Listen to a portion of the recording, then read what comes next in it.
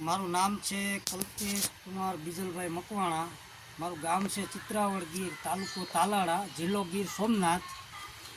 મેં બલવીર 262નું બિયારણ વાવેતર કરેલું હતું, જેનો ઉગાવો ફૂટ અને ડુંડીને એની એકદમ સરસ થઈ છે, ભરાવદાર.